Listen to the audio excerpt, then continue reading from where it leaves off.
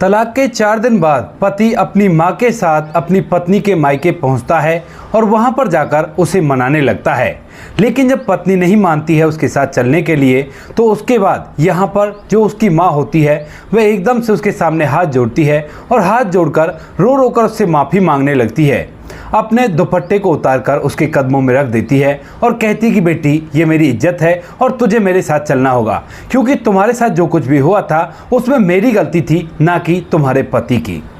कौन थी वह पत्नी और क्या वो इसके बाद उनके साथ चलने के लिए तैयार होती है? पूरी सच्चाई के बारे में जानने के लिए वीडियो को अंत तक जरूर देखें। पंजाब के जलंधर के अंदर एक परिवार रहा करता है। परिवार के अंदर माँ है और एक उसका बेटा है जिसका नाम है नीरज। नीरज के जो पिता हैं वो सरकारी नौकरी में थे और उसके बाद वह फिलहाल इस दुनिया को छोड़कर जा चुके हैं। उनकी जो पेंशन होती है वह नीरज की माँ को मिला करती है और उसी से वो अपना गुजारा किया करते हैं।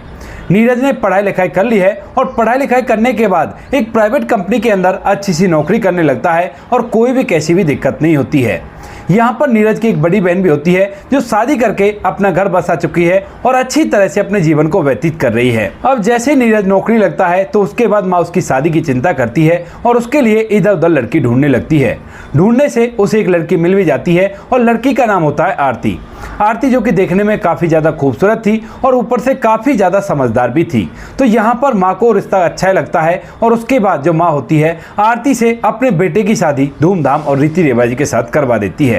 शादी होने के बाद आरती दुल्हन बनकर घर के अंदर आती है और घर के अंदर आने के बाद वह अच्छी तरह से घर को संभालने लगती है। अपनी सास का आदर किया करती, अपने पति की इच्छाओं का पालन किया करती और सब कुछ अच्छी तरह से चल रहा था। धीरे धीरे इन बातों को 3 साल कब बीत गए इन लोगों को महसूस तक भी नहीं होता है, क्योंकि यहाँ पर आरती अच्छी तरह से संभाल कर घर को रखा करती और अपनी सास के हर कहे को माना करती। सास भी आरती से बड़ी खुश रहती है और कोई भी दिक्कत कैसी भी नहीं होती। लेकिन जैसे ही इनकी शादी को 3 साल बीतते हैं तो उसी दौरान यहाँ पर जो नीरज की बड़ी बहन होती है उसके पति की एक हादसे में मौत हो जाती है और उसके बाद वह एकदम से विधवा हो गई थी। अब यहाँ पर बड़ी बहन को अभी तक कोई संतान नहीं थी और इसी वजह से जो बड़ी बहन के घर वाले होते हैं यानी कि उसके ससुराल वाले होते हैं वह उसे घर से जाने के लिए बोल देते हैं और कहते हैं कि अब तुम्हारा क्या है, यहाँ पर अपने मायके में जाओ और वहीं पर दूसरी शादी कर लेना और उसके बाद अपने जीवन को वहीं से बिताओ। यहाँ पर जो नीरज की बड़ी बहन होती है वह भी ऐसा ही करती है और अपने मायके में आ जाती है। घर वाले भी उसको सहारा देते हैं क्योंकि उसको बहुत ही ज़्यादा दुख हुआ है। उसका हंसता खेलता परिवार एक पल में ही उचड़ गया है। इसके बाद धीरे धीरे समय बीतने लगता है और समय के साथ साथ यहाँ पर जो नीरज की माँ होती है वो उसकी पत्नी आरती से न जाने किस बात पर लड़ाई करने लगती है। माँ छोटी छोटी बातों पर नाराज हो जाया करती और नाराज होकर रूठ कर कमरे में बैठ जाया करती। नीरज थका हारा जब ऑफिस से घर आता है तो घर आने के बाद जब देखता कि माँ नाराज है तो उसके बाद वह माँ को मनाकर लेकर आता और अपनी पत्नी से उसकी सुलह करवाता। इसी तरह से समय बीत रहा था और नीरज को पूरा विश्वास था उसकी पत्नी पर कि वो जैसे भी करके घर को संभाल लेगी। लेकिन यहाँ पर माँ को न जाने क्या हो गया था, जब से उसकी बेटी यहाँ पर आई है उसके बाद से उसका व्यवहार काफ़ी ज़्यादा बदल गया था और इस बात को लेकर नीरज काफ़ी ज़्यादा परेशान रहता है। एक दिन की बात होती है, सुबह सुबह जब नीरज अपने घर से जाता है तो उसी समय अपनी पत्नी से कहकर जाता है कि देखो, घर के अंदर बिल्कुल शांति रखना और कुछ भी माँ से मत कहना, घर का काम चुपचाप कर लेना और तुम्हें किसी भी बात से कोई भी मतलब नहीं है। यहाँ पर जो आरती होती है वह बड़ी सहजता के साथ कह देती है कि आप चिंता मत करो, आप बाहर कमा कर आओ और घर के अंदर जो भी होगा वो सब कुछ मैं देख लूंगी। यहाँ पर नीरज और आरती के बीच में काफी ज्यादा गहरा प्यार था और कोई भी कैसी भी दिक्कत नहीं थी। नीरज अपनी नौकरी चला जाता है और यहाँ पर जो आरती होती है वो घर का काम करने लगती है। लेकिन जैसे ही आज शाम के समय नीरज वापस लौटता है तो उसके बाद घर के अंदर उसे माँ नहीं मिलती है। वह माँ को आवाज लगाता है लेकिन माँ हो तो बोले और दूसरे कमरे से उसकी विधवा बहन निकलती है और निकलने के बाद कहने लगती है कि माँ तुम्हारे यहाँ पर नहीं रहना चाहती और वो तो यहाँ से जा चुकी है। इस बात को सुनकर नीरज बड़ा ही हैरान होता है और पूछने लगता है कि दीदी माँ कहाँ गई होंगी? तो वो कहने लगती है कि इस बारे में तो मुझे नहीं पता, शायद हो सकता है मासी के यहाँ पर गई हो या फिर ऐसा भी हो सकता है कि मंदिर में चली गई हूँ। कह रही थी कि अब वो इस घर में बिल्कुल भी नहीं रहेंगी। अब इस बात को सुनकर नीरज का दिल घबराने लगता है और वह वहाँ से सीधा अपनी बाइक उठाता है और सबसे पहले माँ को जाकर मंदिर पर देखता है और उसके बाद जब माँ मंदिर पर नहीं मिलती है तो उसके बाद वहाँ से सीधा अपनी मौसी के वहाँ पर चला जाता है और जहाँ पर उसे माँ मिल जाती है। अब जैसे वो मौसी के घर में जाता है तो मौसी एकदम से उसके सामने खड़ी हो जाती है और कहने लगती है कि अगर तू इसी तरह से अपनी पत्नी की बातें मानता रहा तो मेरी बहन यहाँ पर रह लेगी, यहाँ पर मेरे पास काफी बड़ा घर है, एक कमरे में ये भी रह लेगी, कोई भी बुरी बात नहीं है। इस बात को सुनकर यहाँ पर जो नीरज होता है वो अपनी मौसी से कहने लगता है कि मौसी आखिर बात क्या हो गई, मुझे तो कुछ बात के बारे में पता ही नहीं है और क्या मैं एक बार माँ से बात कर सकता हूँ। तो उसके बाद जो मौसी होती है वो मुंह बनाते हुए वहां से चली जाती है और उसको एक कमरे की तरफ इशारा कर देती है, जिस कमरे के अंदर नीरज की जो माँ होती है वह पूरी तरह से नाराज होकर बैठी हुई थी। और जैसे नीरज कमरे के अंदर घुसता है तो माँ उससे मुंह दूसरी तरफ कर लेती है और बिल्कुल भी उससे बात नहीं करती। नीरज कहता है कि माँ आखिर बात क्या है, आप मुझे बताओ तो सही, कोई बात कह दी क्या मेरी पत्नी ने। तो उसके बाद यहाँ पर जो माँ होती है वो एकदम से नीरज की तरफ मुंह करती है और कहती है कि बेटा तू यहाँ से चला जा और अपनी पत्नी के साथ आराम से जीवन व्यतीत कर, लेकिन मैं उस घर के अंदर बिल्कुल भी नहीं रह सकती। यहाँ पर नीरज दोबारा से पूछता कहता है कि माँ कोई बात तो हुई होगी, तो मुझे बात नहीं बताओगी तो मैं कैसे पता लगाऊंगा कि असलियत क्या है और क्या परेशानी हुई होगी। तो यहाँ पर जो माँ होती है वो पहले तो नीरज से मना कर देती है, कहती है कि नहीं नहीं यहाँ से निकल जा और यहाँ पर मुझसे बात करने की कोई जरूरत नहीं है। लेकिन जब नीरज बार बार कहता है तो उसके बाद वो बताने के लिए तैयार हो जाती है, कहती है कि बेटा तेरी जो पत्नी है ना वो घर के अंदर घर की तरह नहीं रहा करती है। नीरज इस बात को सुनकर हैरान होता है और कहने लगता है कि माँ वो कैसे। तो वो कहने लगती है कि आज दिन के समय में तेरे मामा आए थे और उस समय तुम्हारी जो पत्नी है वो छत पर जाकर किसी से बात कर रही थी और एक लड़का भी दरवाजे से भाग कर गया था जब तुम्हारे मामा आए थे। अब इस बात को सुनकर नीरज को बड़ी हैरानी होती है क्योंकि उसे अपनी पत्नी आरती पर पूरा विश्वास था। उसके बाद वो माँ से कहने लगता है कि माँ ऐसा नहीं होगा, वो कोई ना कोई गलतफहमी तुम्हें जरूर हुई होगी। लेकिन तभी यहाँ पर माँ कहती है कि मुझे तो पता था कि तू अपनी पत्नी की ओर लेगा और इसी वजह से मैं वहां से यहाँ पर आ गई, क्योंकि जब मैंने तेरी पत्नी से पूछा तो उसने मुझे कुछ भी नहीं बताया और कह दिया कि माँ ऐसी कोई बात नहीं है, वो आपको वैसे ही बहम हुआ होगा। अब तू भी यही बात कह रहा है तो मैं उस घर में रहकर क्या करूंगी जब मैं किसी से ना तो पूछ सकती और ना ही कोई मुझे बताने के लिए तैयार होता है। इस बात को सुनकर जो नीरज होता है वो कहता है कि ठीक है माँ, अगर ऐसी बात है तो घर चलो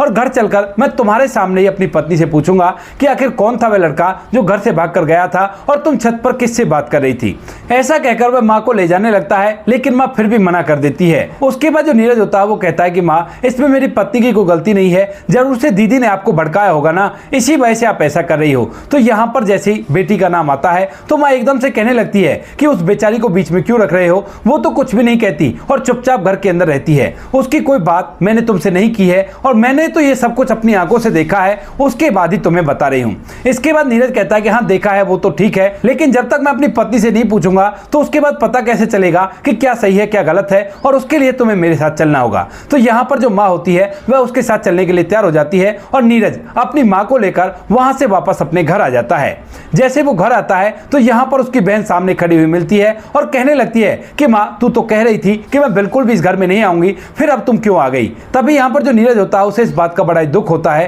क्योंकि वह परिवार को इकट्ठा करके चलने में राजी था, लेकिन उसकी बहन जो थी वह उसकी माँ से कह रही थी कि तू इसके साथ वापस क्यों आ गई। तो वो कहने लगता है कि बहन इस उम्र में माँ दूसरों के घर में रहती अच्छी लगेंगी, ये कोई अच्छी बात थोड़ी ना है। तो यहाँ पर बहन फिलहाल तो चुप हो जाती है, लेकिन तभी माँ कहने लगती है कि तू इससे बात क्यों कर रहा है, अपनी पत्नी को बुला और फौरन से उससे पूछ कि वो किससे बात किया करती है और वो लड़का कौन था जो घर से भागकर गया था। इसके बाद यहाँ पर जो नीरज होता है वह अपनी माँ की बात को सुनता है और जोरदार आवाज लगाकर अपनी पत्नी को बुलाता है। पत्नी भी अपने पति की आवाज सुनकर एकदम से वहां पर आती है और आने के बाद पूछने लगती है कि आ गए आप, जब आप बाइक लेकर गए थे तो मैं तो परेशान हो गई थी कि आप कहां चले गए। तो उसके बाद जो नीरज होता है वो कहता है कि मैं तो माँ को लेने के लिए गया था, लेकिन तुमसे मुझे कुछ बात करनी है और तुम्हें उस बात का सटीक और सही जवाब देना होगा। तो यहाँ पर जो पत्नी आरती होती है बड़ी सहजता से कहती है कि बताओ आपको क्या जानना है। तो वह कहने लगता है कि माँ बता रही थी कि कोई लड़का घर से निकल कर गया था और तुम छत पर जाकर किसी से घंटों तक बात किया करती हो, यहाँ तक कि रात में भी किसी से बात किया करती हो,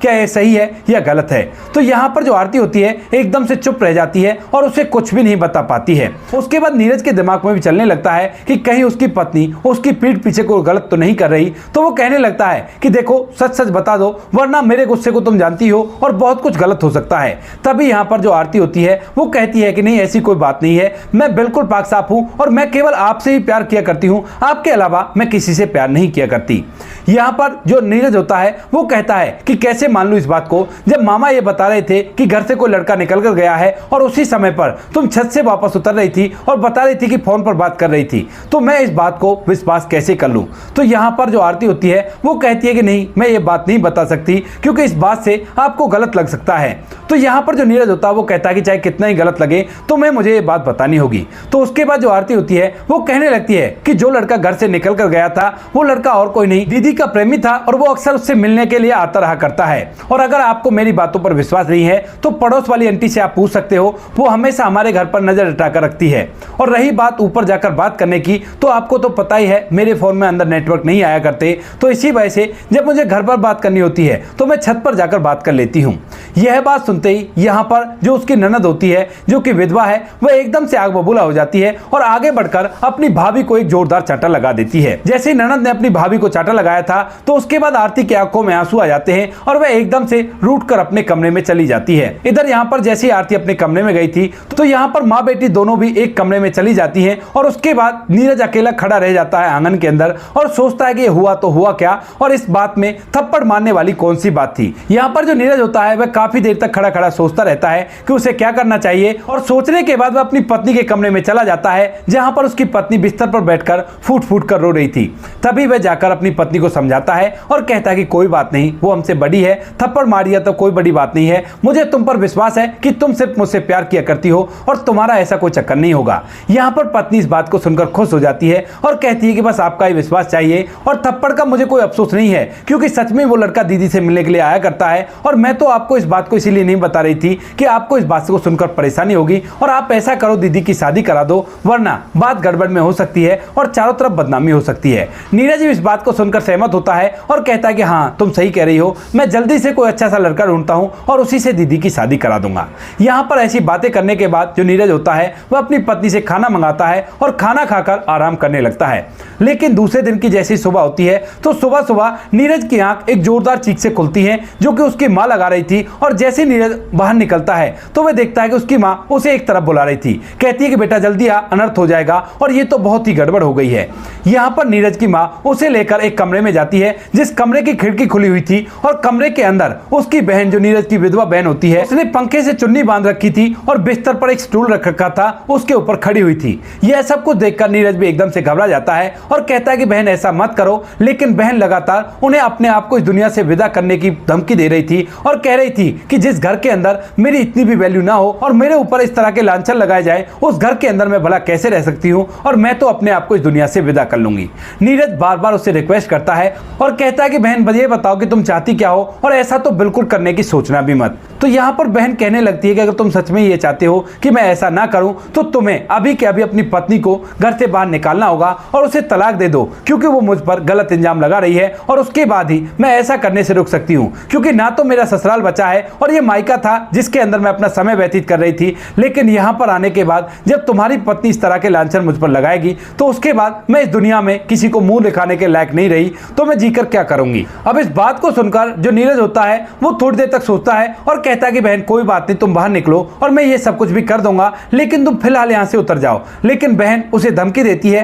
कहती है कि अभी के अभी फैसला करो और जब तक तुम्हारी पत्नी इस घर से बाहर नहीं निकलेगी और तब तक इस कमरे का दरवाजा नहीं खुलेगा और अगर तुमने ऐसा नहीं किया तो मैं अपने आप को इस दुनिया से विदा कर लूंगी। अब यह बात सुनकर नीरज पूरी तरह से कंफ्यूज हो गया था और उसे समझ नहीं आ रहा था कि उसे क्या करना चाहिए। यहाँ पर उसकी माँ भी कहती है कि बेटा जो ये चाहती है वैसा कर दे, अगर इसको कुछ हो गया तो चारों तरफ लोग तरह तरह की बातें बनाएंगे। नीरज जो होता है वो जोरदार आवाज अपनी पत्नी को लगाता है और पत्नी भी फौरन से वहां पर आ जाती है। अपनी बहन के सामने वो अपनी पत्नी से कहता है कि देखो कल जो कुछ भी हुआ था उसमें तुम्हारी गलती थी और तुम्हें ये घर छोड़कर जाना होगा। यहाँ पर मैं तुम्हें एक सेकंड में बर्दाश्त नहीं कर सकता और तुम फौरन के फौरन अपना सामान पैक करो और यहाँ से निकल जाओ। उसके बाद यहाँ पर जो पत्नी होती है वो कहने लगती है कि इसमें मेरी कोई गलती नहीं है, लेकिन नीरज उसकी एक नहीं सुनता है और कहता है कि आगे की कार्रवाई कोर्ट में होगी और मैं तुम्हें तलाक देना चाहता हूँ। यहाँ पर जो नीरज होता है वह अपनी पत्नी को इस तरह से कहकर भेज देता है और पत्नी भी अपनी आंखों में आंसू लेकर वहां से अपना सामान पैक करके घर से बाहर निकल जाती है। जब पत्नी वहां से चली गई थी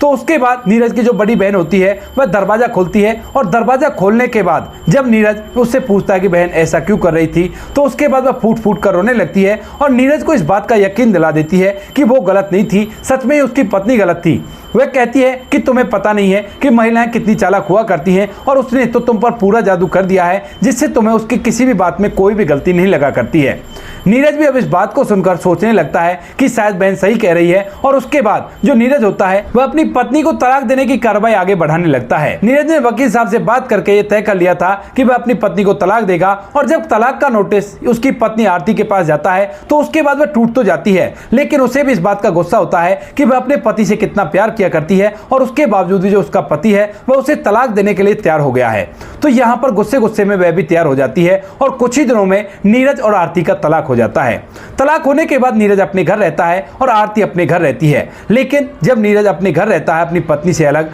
तो उसके बाद बार बार उसे अपनी पत्नी की याद तो आया करती है, लेकिन बार बार अपनी बहन की बातें भी याद आया करती हैं कि तुम्हारी पत्नी ऐसी है और उसने ऐसा कर दिया है। इन बातों को सुनकर यहाँ पर नीरज एकदम से चुप हो जाता है और रही सही जो कसर होती है उसको उसकी माँ पूरी कर दिया करती है और कहती है कि मेरी बेटी को बदनाम कर रही थी बेटा, वो तो बहुत ही बेकार है और अच्छा किया जो तूने उसे तलाक दे दिया। नीरज इस असमंजस में पड़ा हुआ है कि वो किसकी माने, क्या सच में मेरी पत्नी गलत थी या फिर मैंने बहुत बड़ी गलती कर दी है। इसी बात को सोच सोच कर वह काफी ज्यादा परेशान होता है। लेकिन तभी जब नीरज के तलाक हुए 2 दिन बीतते हैं तो 2 दिन बाद अचानक से नीरज की जो बहन होती है उसी लड़के के साथ घर से फरार हो जाती है और जैसे ही ये सच्चाई नीरज के सामने आती है तो उसे इस बात से बड़ा ही बुरा लगता है और उसे पता चल जाता है कि जो उसकी पत्नी कह रही थी वो बिल्कुल सच है और ये तो मेरी बहन का ही किया धरा था। अब ये सच्चाई जब माँ के सामने आती है तो माँ को भी इस बात का अफसोस होता है कि वो उस बेटी की बातें मान रही थी जो बेटी आस्तीन का सांप निकली और उसने अपने भाई का घर पूरी तरह से उजाड़ दिया, क्योंकि माँ बिल्कुल भी गलत नहीं थी, वो तो केवल अपनी बेटी की बातों में चला करती थी और जैसे बेटी उसको सिखा दिया करती उसी तरह से वो बच्चों से बात किया करती। यहाँ पर परिवार के अंदर जितनी भी लड़ाई झगड़े हो रहे थे वो सभी बहन की वजह से हो रहे थे और जब बहन एक लड़के के साथ भाग जाती है तो उसके बाद नीरज अफसोस करने लगता है और सोचने लगता है कि अब मैं क्या करूं, अपनी पत्नी को तो तलाक दे चुका हूं, मेरा घर तो पूरी तरह से उजड़ गया है। इसके बाद यहाँ पर जो माँ होती है वो कहने लगती है कि बेटा ये मुझसे बहुत बड़ी गलती हो गई और मुझे माफ कर देना। नीरज कहता है कि माँ अब माफी मांगने से क्या फायदा, मेरा घर तो उजड़ गया है ना, अब तो मैं अकेला इस घर के अंदर रहूंगा। ऐसा कहकर नीरज अपने कमरे में चला जाता है और मन ही मन बहुत ज्यादा परेशान होता है। वह अपनी पत्नी के फोन पर भी फोन करने की कोशिश करता है, लेकिन पत्नी को इस बात का गुस्सा होता है और वह बिल्कुल भी फोन नहीं उठाती है। धीरे धीरे इन बातों को 2 दिन और बीत जाते हैं और जैसे नीरज के तलाक को 4 दिन बीतते हैं और पिछले 2 दिन से नीरज ने अपने आप को कमरे में बंद कर रखा है, ना कुछ खा रहा है ना कुछ पी रहा है और इन सभी चीजों को देखकर माँ को महसूस हो जाता है कि अब उसे अपनी गलती सुधारनी होगी और चाहे जो भी हो अपने बच्चे का घर तो बसाना ही होगा।